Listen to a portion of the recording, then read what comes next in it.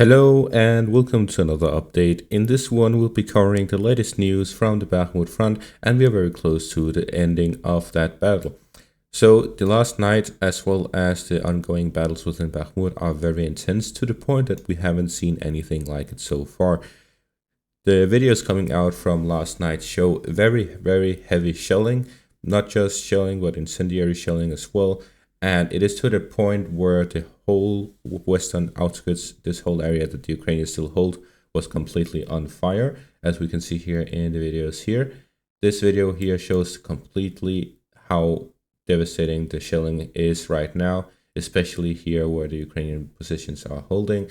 And then we see here what looks like fireworks, but essentially it is thermite bombs falling down on the Ukrainian positions on the outskirts of Bakhmut.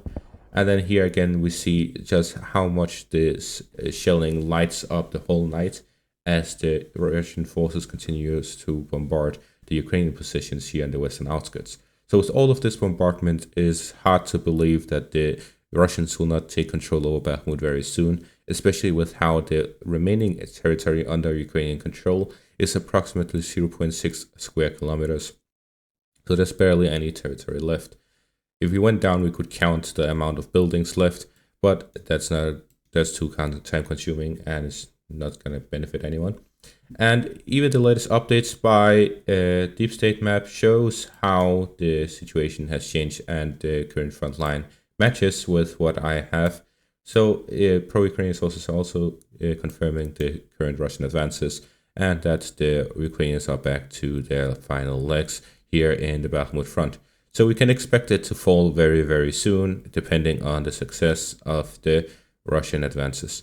Something very interesting that a viewer of mine said in my Telegram chat, and that is that the Russian forces managed to capture Mariupol the 20th of May 2022.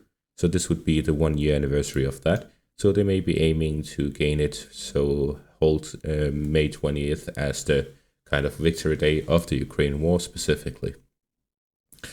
Other than that, fighting continues by the flanks, but there has been no advances by the Ukrainian forces over the past day, as the Russians have been able to stabilize the fronts for at least a day.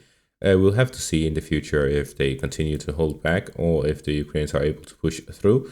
But with the closing in of the capture of Bakhmut, this is actually very significant, because capturing Bakhmut would mean that all of the Russian forces standing here can start spreading out. They can spread out their reinforcements as well as extra forces, or they could even push through the center.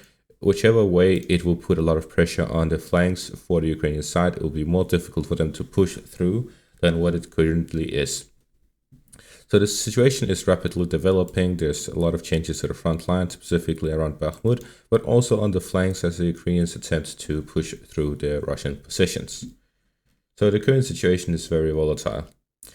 However, something very interesting is that the situation right now, we are very close to the end, and there's nothing much more to say about that. But I said it will happen by the 21st of May, by Sunday, tomorrow. Let's see if that's true or not. That's going to be all for this update. Thank you all for watching and have a great day.